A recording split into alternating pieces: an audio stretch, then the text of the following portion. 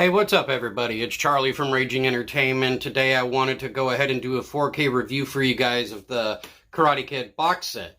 Now, to understand the Karate Kid in general, to give you guys, a synopsis of the movies and whatnot, we'll start with the first one. So, basically, the first one tells the story of Daniel LaRusso and his mother moving from Reseda, New Jersey to, Beverly Hills, California, I think it was, or I know it's Los Angeles in general, but I can't remember if it's Beverly Hills or somewhere near there, like Burbank or something like that. But it's basically the telling of them moving from somewhere that's a home for him to a foreign place where he doesn't belong, doesn't know anyone, hard to make friends. Like, when he first moves in, he does meet a neighbor kid, around his age, and they hang out, of course, and they invite him to, a little beach party, this and that or whatever. And that's where he meets his love interest in the first movie, basically, played by Elizabeth Shue. And, they start sparking up conversation, started to get to know each other, showing interest in one another. And her so-called ex-boyfriend, who's Johnny the boyfriend, or ex-boyfriend, sorry, and kind of discovers that she's moved on, but he hasn't. And it bugs the crap out of him to see her with Daniel, played by Ralph Macchio. And the guy who plays Johnny, I'm kind of blanking on his name right now, so I'll leave a name right there for you guys to know his name. But it's just a great story in general because, when he meets Johnny, of course, pushes him over the edge, and the first time they ever have a fight is at that beach party, basically. Daniel gets, one little good, punch on him, but not enough to take him out, of course. Kind of throws him off, but, of course, he gets his ass handed to him by Johnny, and then they ride off whatever and whatnot, and they become the bullies of, over Daniel's, life, so to speak. And when he's living at the new place where him and his mom are living, he befriends Mr. Miyagi, played by Pat Morita. And it's funny because Pat Morita, before this movie, mainly did comedies, and Pat Morita did Happy Days. He's been on Boy Meets World. He's been on a lot of things. He was in a movie with Arnold Schwarzenegger too. I can't remember which movie that is right now. I'll leave a name down below. But yeah, they just built this really incredible friendship basically. And when Miyagi goes to help, he finds out that the teacher that's teaching these kids, martial arts, he's not teaching them how to be, one with yourself, so to speak. No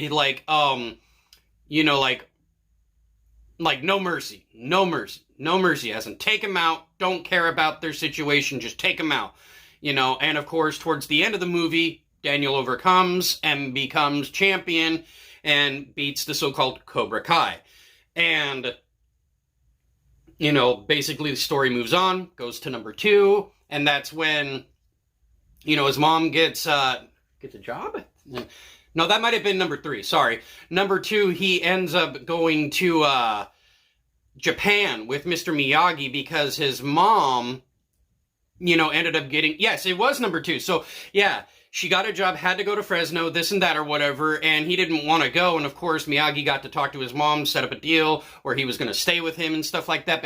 But then come to find out, Miyagi gets a letter from, where he's from, Okinawa, Japan, basically, and has to go back, has to, rekindle, things that have happened to him in the past that never got resolved, nothing.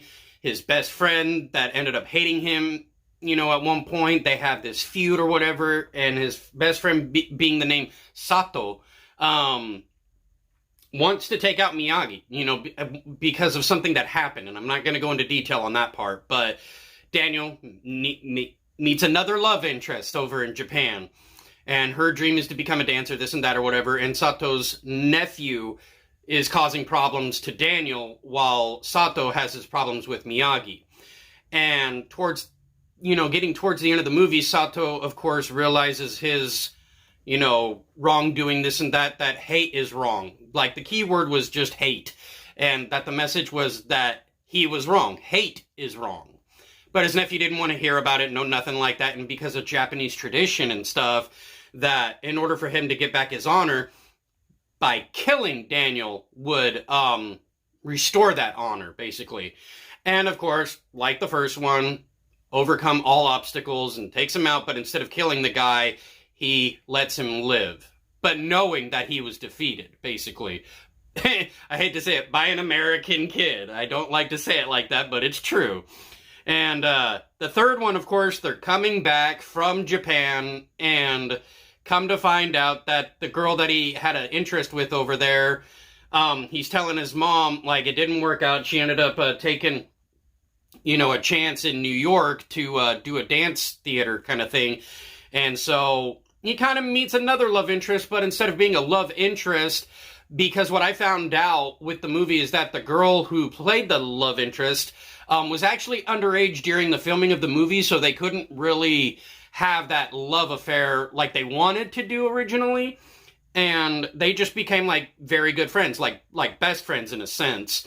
And of course, it's kind of like rehashing the old movie, the first one, because Cobra Kai, the guy who was in charge of it, the master, so to speak, Sensei, sorry, I almost got it wrong, Sensei, is that it goes back to him kind of like waddling in his pity, saying that he's done this and that or whatever, to the guy who helped him with the business to begin with, because they were old buddies, you know, in Vietnam and stuff like that. And, you know, and then all of a sudden it's just basically recruiting jerks to take on Daniel again. You know, I want your title, I, you know, don't like you, this and that. And the main head guy, who was the sensei's best friend, so to speak, and partner in crime, this and that or whatever, is very wealthy, but he befriends Daniel because Miyagi at one point was just like, I'm not going to train you to do the tournament. I'm only training you to be at one with self,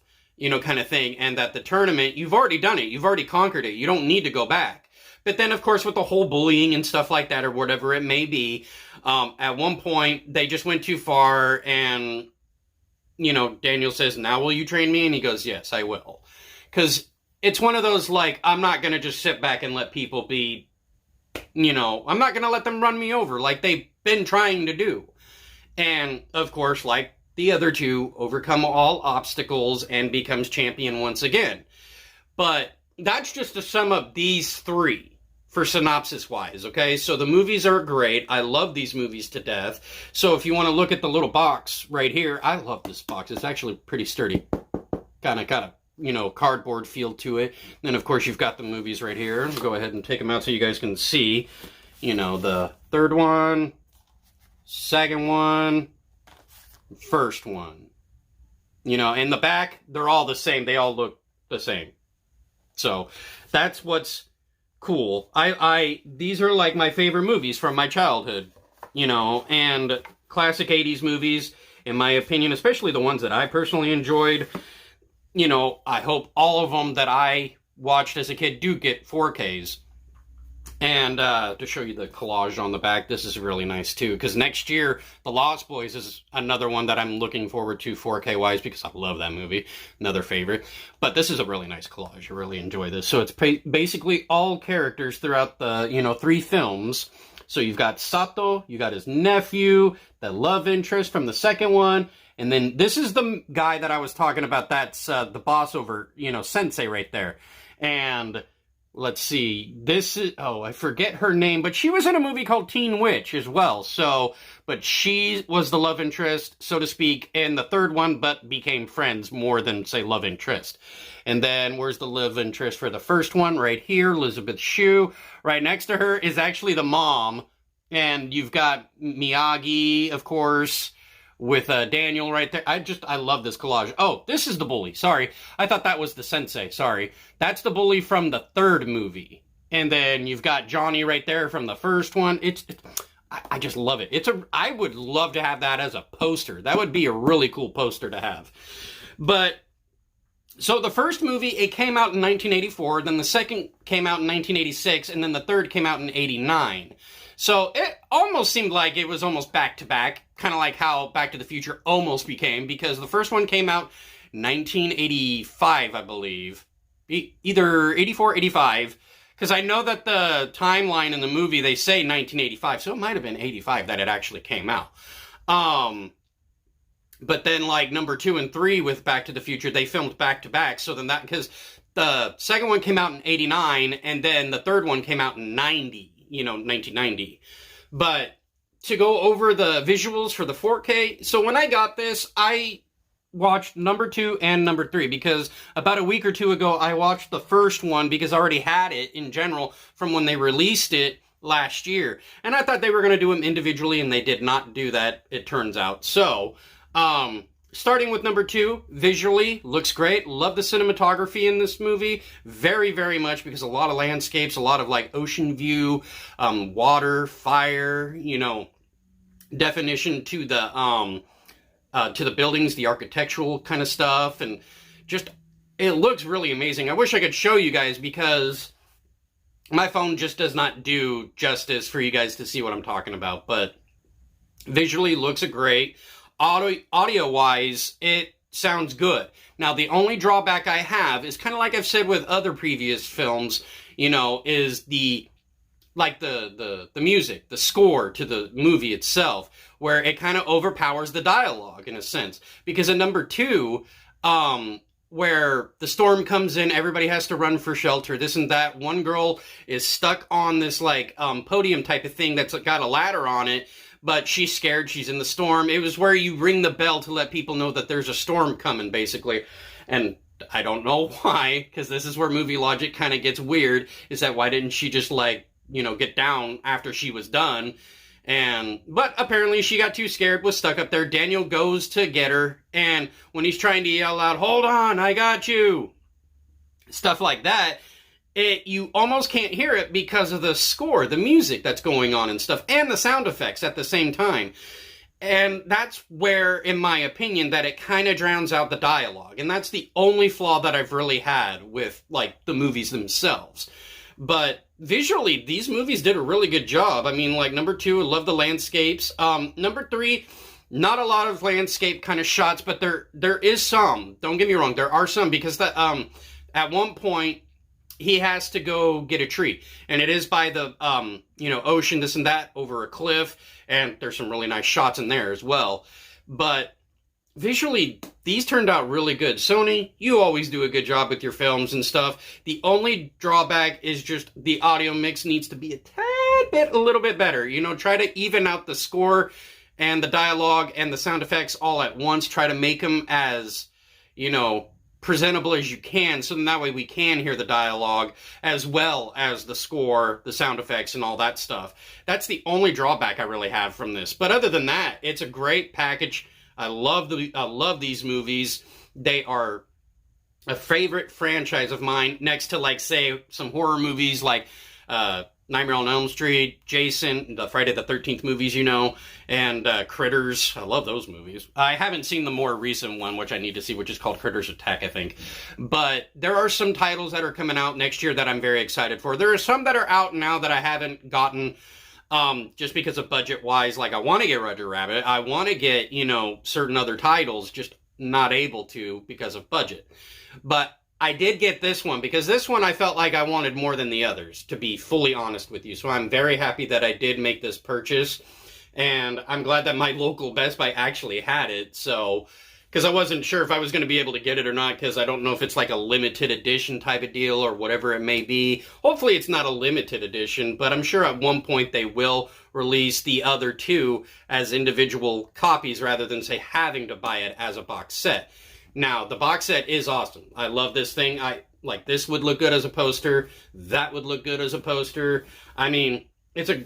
Oh, and then, of course, you got the spine. Sorry, I didn't even show you the spine, but it's got the titles right there if you can see them. I don't know if you can see them or not, but if you can, awesome.